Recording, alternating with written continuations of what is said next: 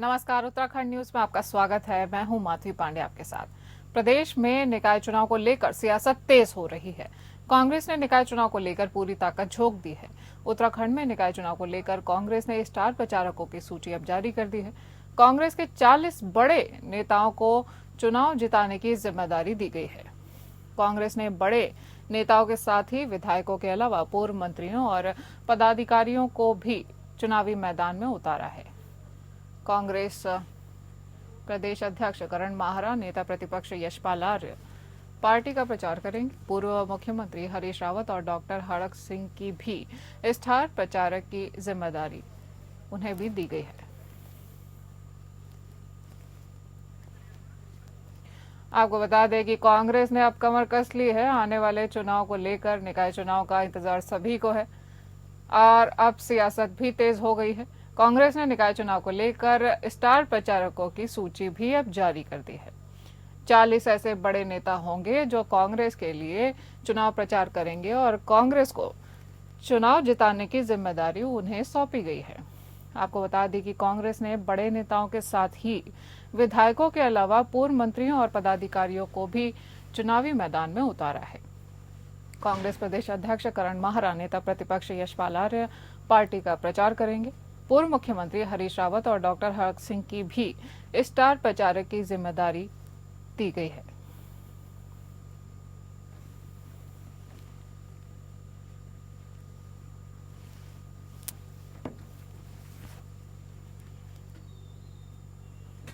अब देखना यह होगा कि आने वाले निकाय चुनाव में कांग्रेस किस तरह से बाजी मारने की तैयारियों में जुटी हुई है। बड़े बड़े नेता भी अब इसमें खासा एक्टिव नजर आ रहे हैं कांग्रेस के प्रचार प्रसार में। तो देखना यह होगा कि कांग्रेस की अब रणनीति क्या होगी निकाय चुनाव को लेकर।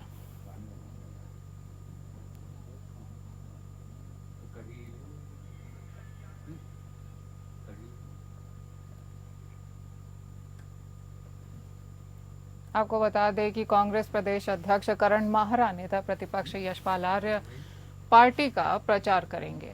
वहीं पूर्व मुख्यमंत्री हरीश रावत और डॉक्टर हड़क सिंह रावत को भी स्टार प्रचारक की जिम्मेदारी दी गई है।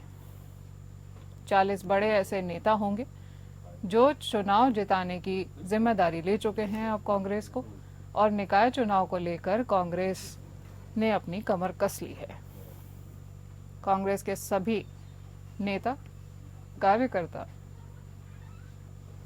और पूर्व मंत्री और पदाधिकारियों को चुनावी मैदान में उतारा गया है ताकि कांग्रेस पार्टी का वो प्रचार प्रसार कर सकें और निकाय चुनाव में कांग्रेस का बेहतर प्रदर्शन के लिए उसमें कांग्रेस को सफल बना सकें।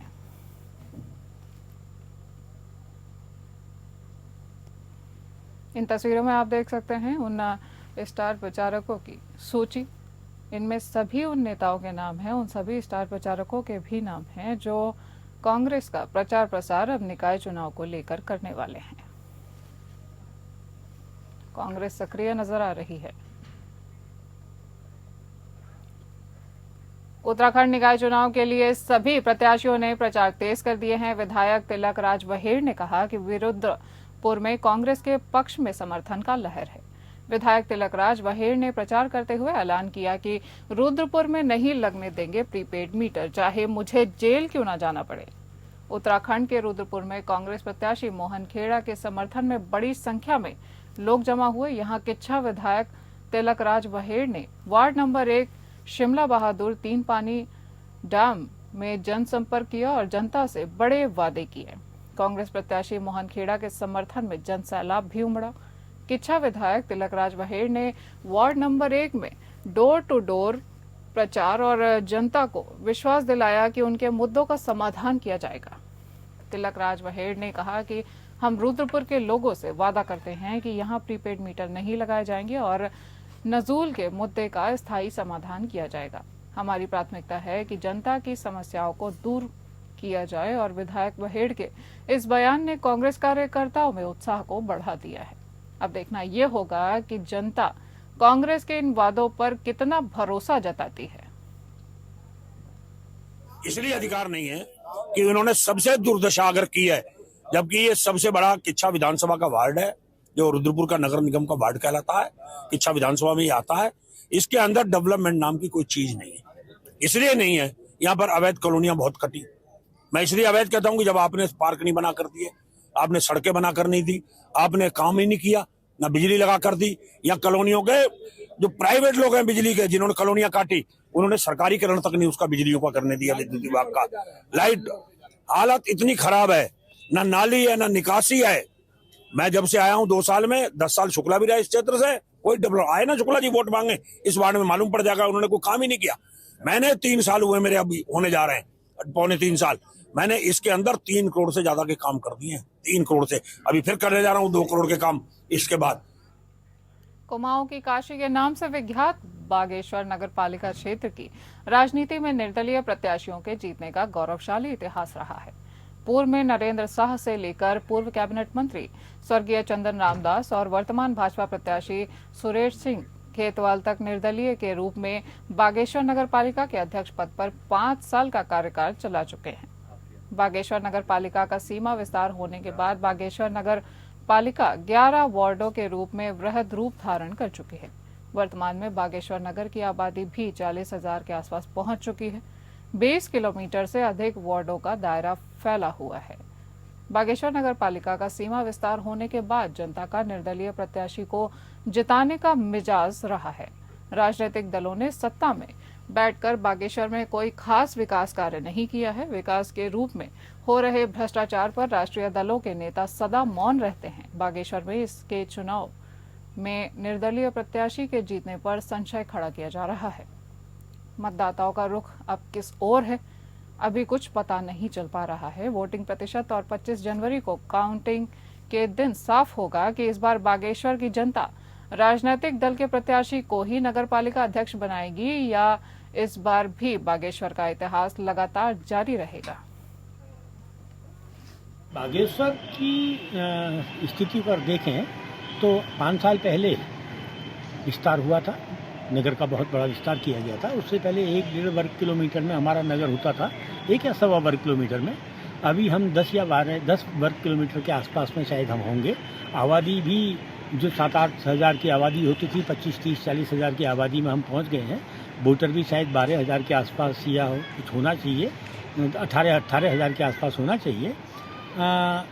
देखो चौंकाने वाली बात यह थी कि जब आपने एक बृहद क्षेत्र को जोड़ा, उसके बाद जनता ने जो अपना पहला अध्यक्ष चुना वो निर्दलीय चुना था। हमारे संवाददाता मनोज फोन लाइन पर जुड़ गए हैं। मनोज, बागेश्वर का इस समय सियासी माहौल क्या है? बागेश्वर की जनता राजनीतिक दल के प्रत्याशी को नगरपालिका का अध्यक्ष बनाएगी या फिर इस बार भी बागेश्वर का इतिहास जारी रहेगा और निर्दलीय ही जीतेगा? ये बताना चाहेंगे कि बागेश्वर जिले में अभी कांग्रेस, बीजेपी और एक निर्दलीय और सपा से टोटल 5 उम्मीदवार खड़े हैं। इसमें से देखने का विषय यह है कि जैसे कि पिछले बार सुरेश खेतवाल निर्दलीय से जीत हासिल की थी और इस बार उन्होंने भाजपा में से उनको टिकट मिला है और भाजपा और उनके अपने वोटर दोनों को लगा के अगर भाजपा की जीत हासिल हो सकती है नहीं हो सकती, इस पे भी एक सवाल खड़ा है। और दूसरा, जो कांग्रेस से अभी बगावत कर चुके हैं कवि जोशी, और उन्होंने अपना अलग मन बना लिया है, वो पूरे मूड से, पूरे चुनावी मूड पर खड़े हैं। उसमें कहीं ना कहीं कांग्रेस को झटका लग सकता है। जी माधवी। तमाम जानकारी के लिए धन्यवाद मनोज। शिवालिक नगर पालिका के कांग्रेस प्रत्याशी महेश प्रताप राणा ने बीजेपी प्रत्याशी और निवर्तमान पालिका अध्यक्ष पर भ्रष्टाचार के गंभीर आरोप लगाए हैं।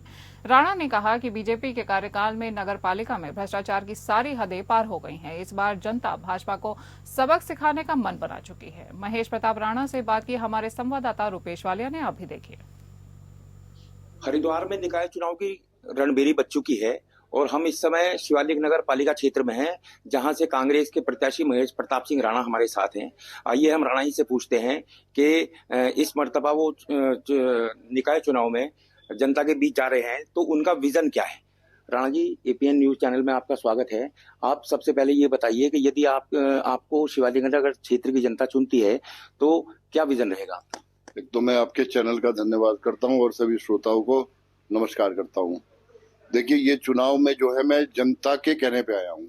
पिछली बार चुनाव में हार चुका था तो मैं पार्टी संगठन में काम कर रहा था। मैंने कहा अपने पार्टी संगठन के लिए अब जो सोशल वर्क मेरा मूल काम है वो मैं करता रहूंगा। पर क्षेत्र के लोगों ने, उसमें हर पार्टी के लोग शामिल हैं, सीनियर सिटीजन है, हर बिरादरी के, हर धर्म समाज के सभी लोगों ने कहा कि नहीं, इस बार आपने खड़ा होना है। क्योंकि उसका कारण ये है, जिस तरह से पूरे 5 साल नगर पालिका भ्रष्टाचार का अड्डा बनी रही, लोगों की जिन समस्याओं के लिए, मूलभूत समस्याओं के लिए नगर पालिका बनी है, बेसिकली उसका काम बिना भ्रष्टाचार के हुआ ही नहीं है। एक भी टेंडर ऐसा नहीं है जिसमें कि पारदर्शिता बरती गई हो। एक भी टेंडर अखबार में नहीं आया या वेबसाइट पे नहीं आया। वहीं बैठ के ऑफिस में नगर पालिका के बैठ के बंदर बांट करके उनको खुर्द-बुर्द किया गया। सड़कों के नाम पर घोटाला हुआ, नालियों के नाम पर घोटाला हुआ, होर्डिंग बैनर के नाम पर घोटाला हुआ। बीएचएल की जमीन के ऊपर होर्डिंग लगवा दिए, पैसे किसके खाते में गए कोई पता नहीं है। उसकी भी बीएचएल में जांच बैठा दी है। हरिद्वार नगर पालिका शिवालिक नगर से भाजपा प्रत्याशी राजीव शर्मा का कहना है कि बतौर पालिका अध्यक्ष उन्होंने पिछले कार्यकाल में जनता की सेवा में कोई कसर नहीं छोड़ी है, इसलिए पार्टी ने उन्हें दोबारा मौका दिया है। विपक्ष के भ्रष्टाचार के आरोपों पर भी राजीव शर्मा ने अपना पक्ष रखा। राजीव शर्मा से बात की हमारे संवाददाता रुपेश वालिया ने। हरिद्वार में निकाय चुनाव की रणबेरी बज चुकी है। इस समय हम नगर पालिका शिवालिक नगर क्षेत्र में खड़े हैं। हमारे साथ भाजपा के प्रत्याशी राजीव शर्मा जी मौजूद हैं। पिछले कार्यकाल से वो यहाँ पर एक बार पालिका अध्यक्ष रह चुके हैं, तो इस बार दोबारा पार्टी ने उन्हें मौका दिया है। आइए हम उनसे जानते हैं कि उनका क्षेत्र की जनता के प्रति क्या विजन रहने वाला है, इस बार किस प्रकार से वो क्षेत्र की जनता की सेवा करेंगे। जी राजीव जी। देखिए, बहुत सारे काम हमने पिछले कार्यकाल में किए। हालांकि पिछला जो कार्यकाल था, शुरू के 1.5-2 साल कोरोना तुरंत चुनाव के बाद आया था, वो कोरोना से प्रभावित रहा है। बजट का भी अभाव था, लेकिन आखिर के 2-2.5 साल में हमने बहुत काम किए और वो इतने काम किए कि लोग, सारे हमारे लोग, हमारी जनता, हमारे क्षेत्रवासी बहुत खुश हैं। और उस किए हुए काम के आधार पर हम लोगों के बीच जा रहे हैं, जहाँ लोगों का पूरा समर्थन, आशीर्वाद मिल रहा है। जो थोड़े बहुत बचे हुए काम है, सड़कें हैं, नालियाँ हैं, उन सबको सबसे पहले प्राथमिकता के आधार पर किया जाएगा। इसके अलावा नगर पालिका से रोजमर्रा जो लोगों का काम पड़ता है, चाहे वो जन्म प्रमाण पत्र हो, मृत्यु प्रमाण पत्र हो, और बहुत सारी सुविधाएं हैं, उनको सिंगल विंडो सिस्टम लागू करके और ऑनलाइन करने का प्रयास किया जाएगा। लोगों को छोटे छोटे काम के लिए नगर पालिका के चक्कर न काटने पड़े, नगर पालिका खुद उनके द्वार पे रहे।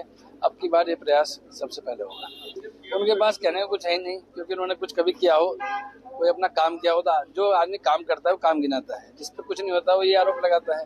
तो यहाँ कांग्रेस ने लंबे समय से, चाहे वो पालिका हो, विधानसभा हो, लोकसभा हो, कुछ आज तक काम तो किया नहीं। जब काम नहीं किया तो ये आरोप लगाने का, अच्छा वो किस आधार पे जनता के बीच में जाएंगे, कुछ तो कहेंगे ना। काम किया नहीं है, 6 साल से गायब है। पिछली बार भी यही प्रतिद्वंदी थे, पूरा कोरोना का पीरियड रहा 1.5-2 साल, वो कहीं दिखाई नहीं दिए। इस बीच में कहीं जनता के साथ खड़े दिखाई नहीं दिए। अब फिर दोबारा चुनाव में उतरे हैं, तो कुछ ना कुछ तो आरोप लगाएंगे। तो ये थे नगर पालिका शिवालिक नगर क्षेत्र से भाजपा प्रत्याशी राजीव शर्मा, जिनका साफ साफ कहना है कि चुनाव नारों के आधार पर नहीं होता, काम के आधार पर होता है। और उन्होंने लगातार काम किया है, तो इस मर्तबा भी क्षेत्र की जनता उन्हें अवश्य चुनेगी। एपीएन न्यूज के लिए रुपेश वालिया, हरिद्वार। हरिद्वार में नाबालिग हॉकी खिलाड़ी से रेप का मामला सामने आने के बाद खेल विभाग में हड़कंप मचा हुआ है। उत्तराखंड की खेल मंत्री रेखा आर्या ने हरिद्वार पहुंचकर रेप पीड़िता और परिजनों से मुलाकात की।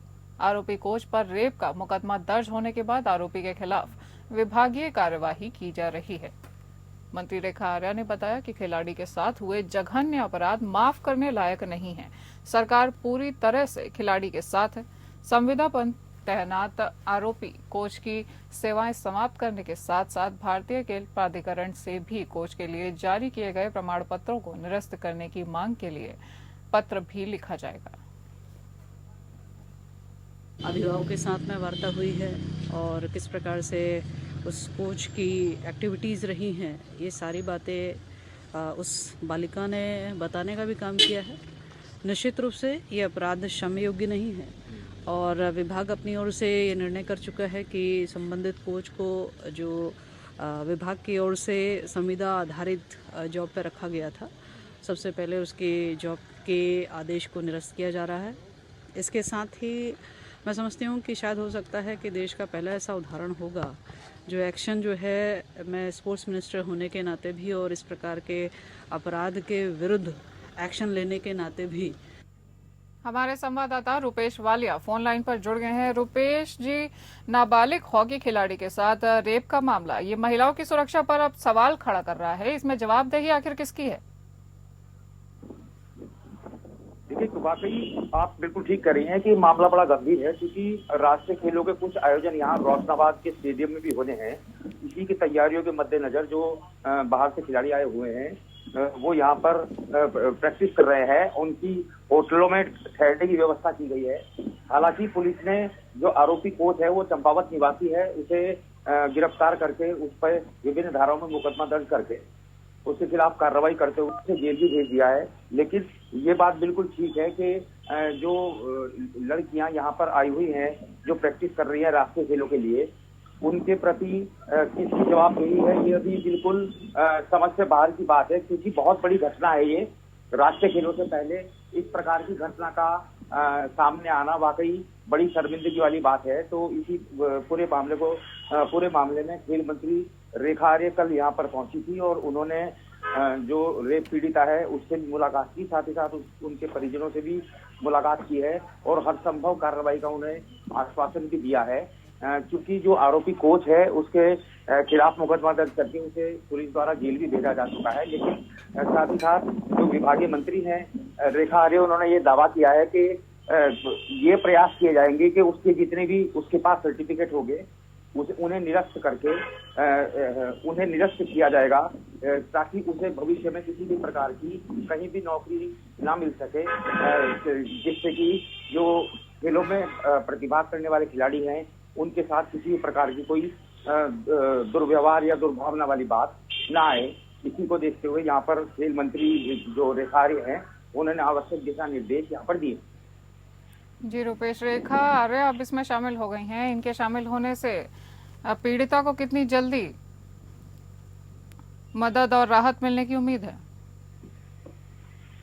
देखिए, खेल मंत्री रेखा आर्य ने यहाँ हर संभव आश्वासन दिया है कि जो आरोपी कोच है उसके खिलाफ सख्त से सख्त कार्रवाई अमल में लाई जाएगी। साथ ही साथ पॉक्सो एक्ट में जो मामला दर्ज किया गया है उसमें भी उन्होंने यही कहा है कि फास्ट ट्रैक कोर्ट में ये मामला चलेगा और जल्द से जल्द जो है कार्रवाई यहाँ पर की जाएगी।